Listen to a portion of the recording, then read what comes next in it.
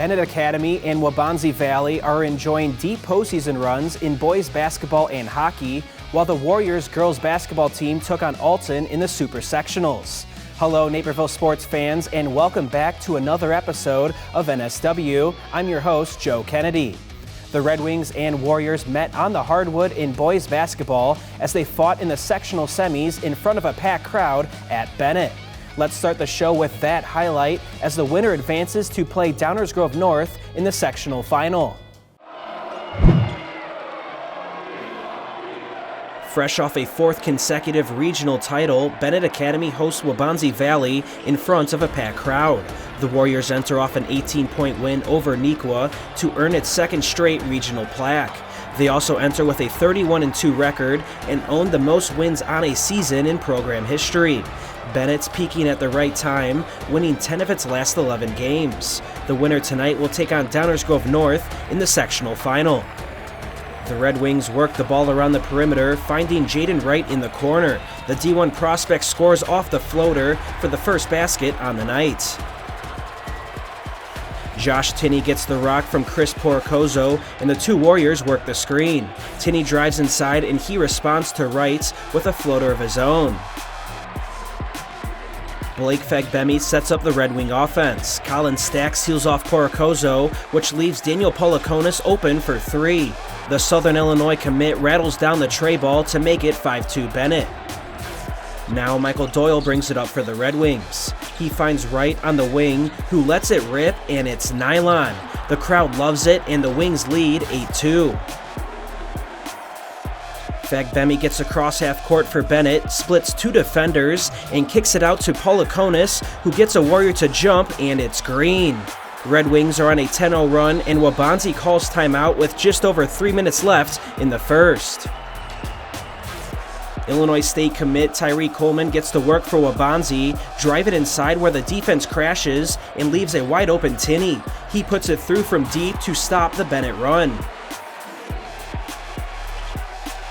Cade Valek gets the board for Dub V, and Tinney finds Moses Wilson in transition. The Warrior ball movement frees up Coleman, and he connects on the triple. Now with the ball, Coleman tries to find an opening in the Red Wing defense. He can't find a lane, so he pulls up for the midi, and he nails it. Coleman scores 7 in a row for Dub V, and Bennett is still up by 2.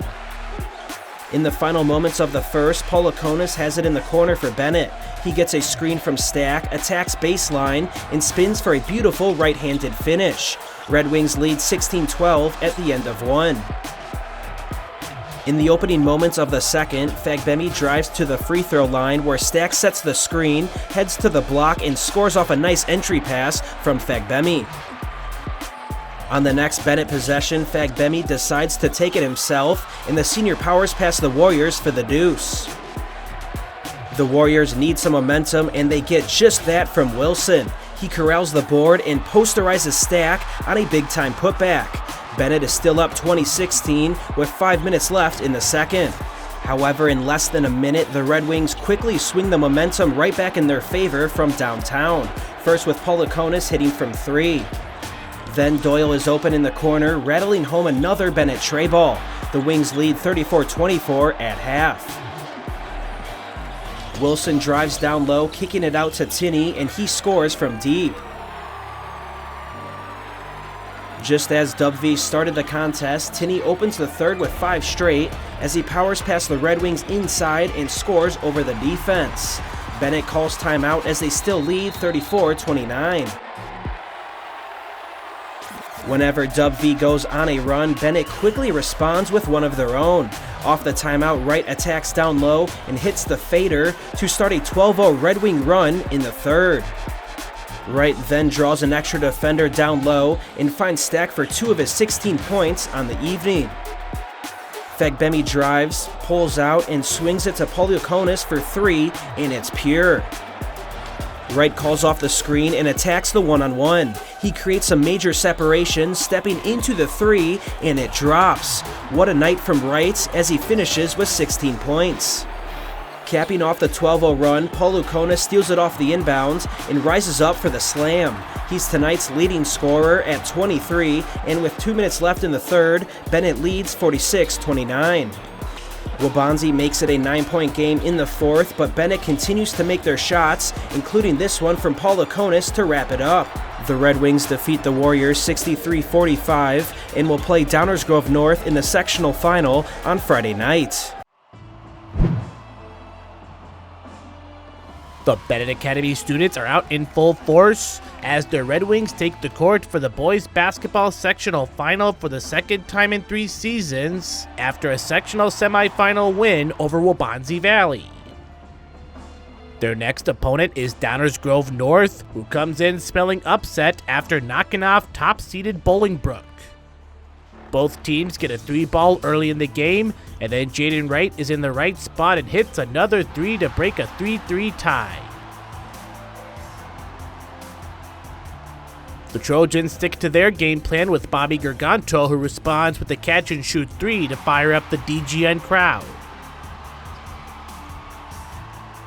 Red Wings make a quick adjustment with Blake Fagbemi jumping the route to steal the ball and goes coast to coast for the deuce.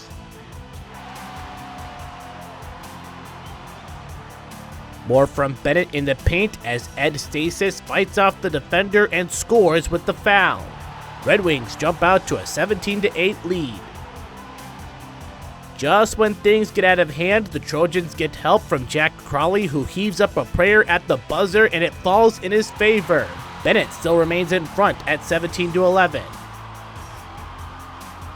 The two squads only scored a combined 9 points in the second quarter, but the Wings make the best of it. Despite Daniel Poliakonis missing the 3, Fagbemi crashes the board and scores +1. Bennett takes a 23-14 lead at the half. In the second half, the ball bounces BA's way with Stasis getting the Fagbemi miss and putback. They stay in transition and end this possession with a solid mid-range shot by Colin Stack, and it's 30-16 Wings. The Trojans won't give up as Crawley makes a great save to keep the ball on their side. Jack Richtman rewards him with a big-time 3-point basket that surges momentum going into the fourth, despite trailing 34-19. In the fourth, Crawley looks for Richtman, who will do it again, and this trifecta makes it a single-digit game. The Trojans needed MJ secret stuff because Garganto seizes an opportunity from 3, and it's good. An 11-1 run for DGN has them down 35-30 with under 3 minutes to go in the game. However, BA makes the plays down the stretch as Fagbemi drives and finds Stack, who drops in the dagger. Bennett Academy captures its 9th sectional title after a 44-32 win over Downers Grove North. The Red Wings are 1 win away from the state series as they will take on Quincy in the Super Sectional at Illinois State on Monday night. We had a really good game plan coming in. Our coaches prepared us really well. These guys all chipped in. They all prepared us really well, and I think we executed the game plan really well. I feel like everybody was very poised down the stretch and held the ball. We kind of knew that they were going to try to speed us up at the last couple minutes, so we just held the ball and got the best shot. It's amazing, all this work that we put in. Now it's finally showing. We still got more lengths to go, but it's great to get this one. The Illinois Wesleyan girls basketball super sectional is a replay of last year's game as Waubonsie Valley faces Alton. The Warriors are eager to return to the state series for a second straight year, while the Redbirds seek revenge after last season's 2-point defeat. Alton starts strong with Kaylee Lacey getting the board and finds Talia Norman under the rim and drops it in for a 6-4 lead. A few possessions later, the Warriors get a boost from Lily Newton, who is near the corner and sinks the 3 to tie the game at 11. Warriors display good ball movement around the perimeter until Ari Garcia finds Daniela Porcoso, who hits the 3 with the foul. After the 4-point play, Waubonsie takes a 15-14 lead. Back comes A-Town and Norman, who one-ups her defender and lays in the deuce to put the Redbirds back in front 16-15 after 1. The Redbirds are thrilled to have senior Kyoko Proctor back, who tore her ACL in this game last season and makes her presence felt with a 3-point basket. Warriors don't blink and get back to scoring with Newton running into your frame and scores the runner, and it's a 24-20 lead for the Warriors. Back comes the Redbirds and Proctor, whose 3 is off, but her teammates get the board and get another chance as she tries the floater that works to perfection, and Alton jumps ahead 27-26. Their game plan in the paint works, and here's Jarius Powers getting the board and put back to cap off an 8-0 run for A-Town, and they lead 38-29 at the break. Can Dub V turn into that second half team? Newton finds a cutting Porcoso, who goes off the glass to get her squad back in it. More from the green and gold as Garcia displays a nice bounce pass to Newton, whose 3 from the top of the key is cash money. Warriors start the second half on a 13-0 run to lead 42-38. So what do the Redbirds do for an encore? Proctor has them covered with another 3 and drops 23 points in the game. Warriors continue their strong second half push with an open Maya Pareda, who connects on the corner 3. Warriors outscore the Redbirds 25-11 in the third to lead 54-49 after 3. Now Dub V trails by 1, but here comes Maya Cobb with the hoop and the harm. She sinks the freebie, and it's 59-57 Warriors. We are tied at 59, and it's Norman answering the call with the go-ahead lay-in to give A-Town a 61-59 lead with over a minute to go. From there, they milk the clock, and Lacey puts in the deuce to seal the deal, and Alton survives. The Redbirds capture their first ever Super Sectional after a 67-62 win, and move on to the state series where they'll face Kenwood in the semifinals. In the Egharevba family, track and field was practically a birthright. However, Felix has forged his own path, which has taken him from Naperville Central to the professional volleyball courts in Europe. We'll have more after the break. Okay, 500 deluxe garden gnomes. Wow. I only meant to order 5. There's not enough money in my account for these. I'm gonna get charged. 2 things I just can't deal with: overdraft charges and garden gnomes. But your BMO Smart Advantage checking account gives you an extra day to avoid an overdraft fee. Nice to see a bank cutting people some slack. Well, mistakes happen, and we give you time to correct them. So you don't like gnomes, huh? What about that one? That one I like a lot. At the Chicago Auto Show, you can experience the future of luxury. But at Fair Oaks Lincoln, you can drive it home. We've got all your auto show favorites. The luxurious new Aviator, the stunning Nautilus, or the bold Corsair. Get 0% financing for 66 months, plus $5,000 off on select models, plus a world-class customer service experience you won't find anywhere else. Fair Oaks Lincoln in Naperville, where the dealership experience makes the difference. After graduating from Central in 2018, Felix Egharevba took his volleyball talents to Ball State University. But now he's over 4,000 miles away from Naperville in search of a lifelong dream. We have more on Egharevba in our latest Where Are They Now, presented by Gross Sports Psychology.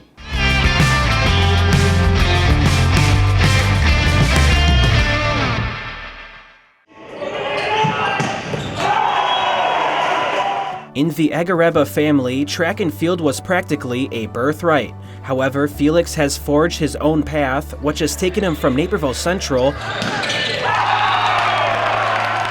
to the professional volleyball courts in Europe. Egharevba graduated from Central in the spring of 2018 and took his talents to Ball State University. After falling to Lewis in the MIVA conference semifinals as a junior, Egharevba knew he had to do something different. I'm undersized in my position. So I asked my strength coach what we can do. He's like, all right, let's just put on some muscle. So that summer, I just put on 10 pounds of muscle, maybe 10, 12, I'm not sure. So going into that year, I felt stronger, I felt faster. We were doing things in the weight room, outside the weight room. That dedication paid off. In 2022, Egharevba led the NCAA in blocks per set and earned All-American Honorable Mention honors. He helped Ball State capture the regular season and tournament championships in the MIVA conference. While Egharevba excelled on the court, he was also earning his degree in nursing. There's 4 hours in a day that I could train volleyball. Maybe there's like 18 hours in a day where I'm away from volleyball. So the majority of that time when I'm not playing volleyball should be devoted towards school. After graduation, Egharevba faced a pivotal decision: start his nursing career or pursue professional volleyball overseas. After I graduated, I was offered a job at a hospital as a registered nurse, and I was just like in that dilemma. I truly believe I'll always go into nursing whenever I'm done playing volleyball. So I was like, let's go into volleyball, see how it works. That decision first led him to Finland and now to Czechia, where he plays for FSC Vatroslín. Inspiration in college and now in the pros has come from home, specifically from his older sister Dejanay, who blazed a trail for him to follow after running at Texas Tech. My older sister was really, and still is, like my hero. Without her, I don't think I would ever be in this situation, because I saw her succeed in all aspects of the way: high school, college. On the volleyball court, Egharevba has one big goal. I would love to make it to the USA camp over the summer and play over there in Anaheim just for summer. I'd be really fulfilled, really happy that all his hard work actually paid off. While volleyball is his focus for now, Egharevba knows his nursing degree gives him options for the future. I will have this job, have this degree until the day I die, right? Volleyball can come and go whenever.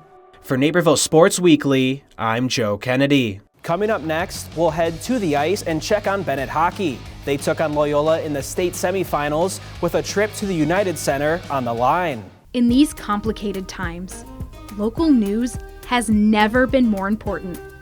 DailyHerald.com lets you stay connected to your community, wherever you are.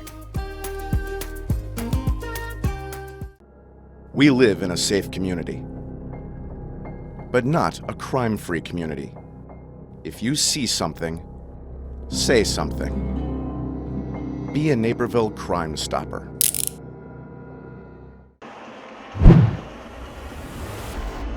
We have the Blackhawk Cup Red Division semifinals at West Meadows Ice Arena between 7-seed Bennett Academy and 3-seed Loyola. The Red Wings enter off 3 straight playoff overtime victories, including a double OT win against Glenbrook North in the previous rounds. Loyola has won by multiple goals in every playoff game and beat Glenbrook South to get here.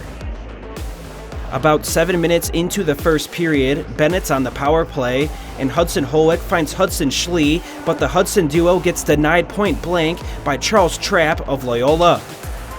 Later in the first, Giovanni Anamone skates past a Red Wing and shoots, but it goes into the glove of Bennett goalie Benjamin Ciesla. It's a no-score game at the end of the first period.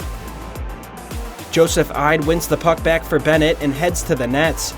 Ide puts it right over the goalie's glove and scores the game's first goal. A great solo effort from the Red Wing.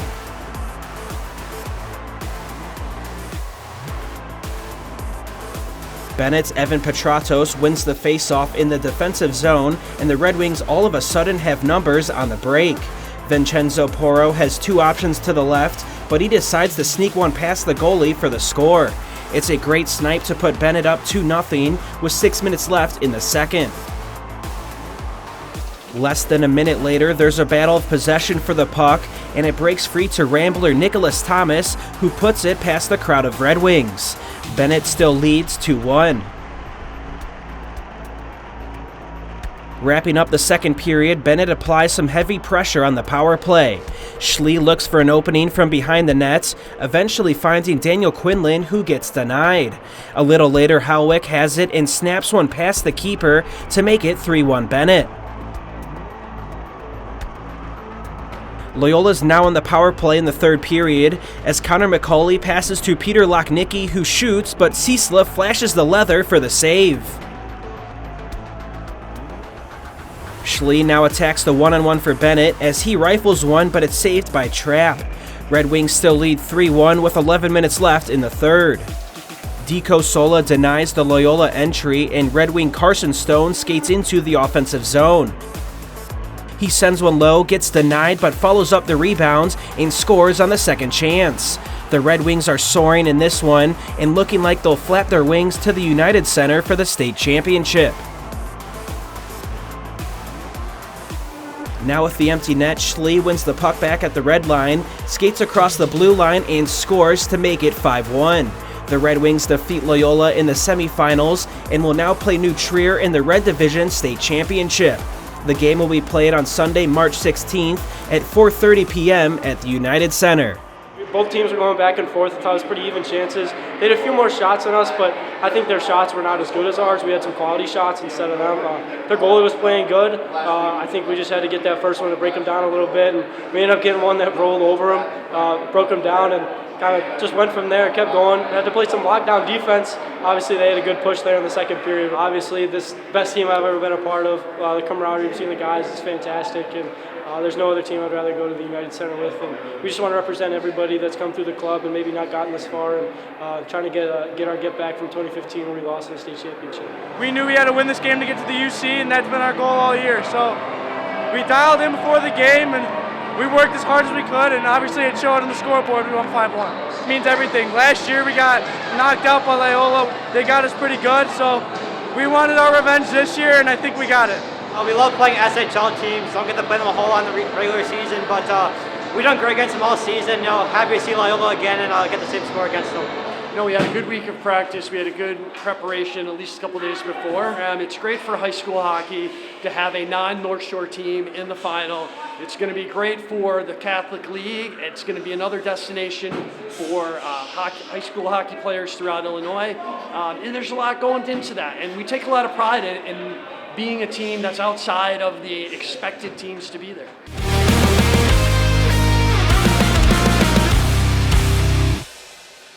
Waubonsie Valley girls basketball played Alton in the Super Sectionals for a second straight season, where Maya Cobb hit a nice and one layup in the fourth quarter.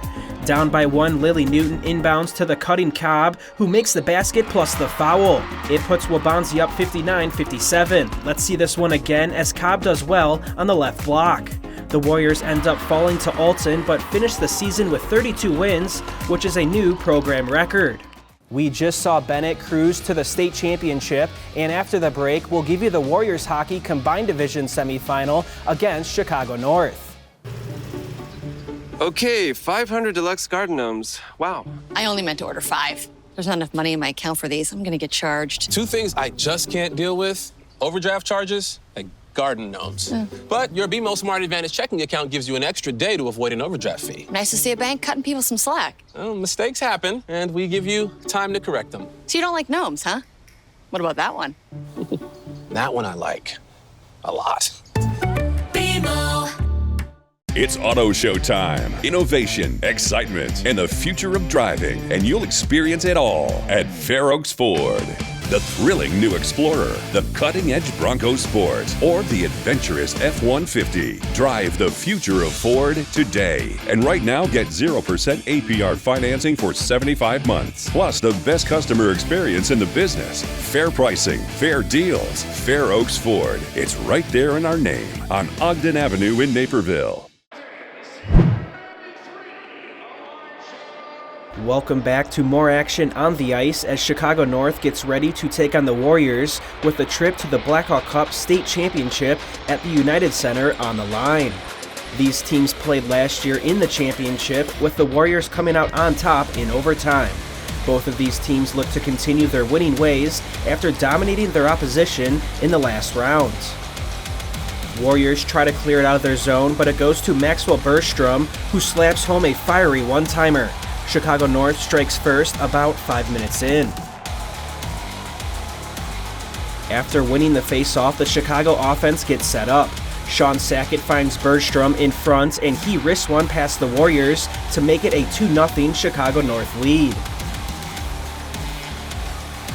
The Warriors win the puck back around center ice. Elijah Houlihan and Ethan Newberg work the puck, with Newberg spinning and finding Houlihan, who scores off the one-timer. He cuts the Chicago lead in half, with just under a minute left in period 1.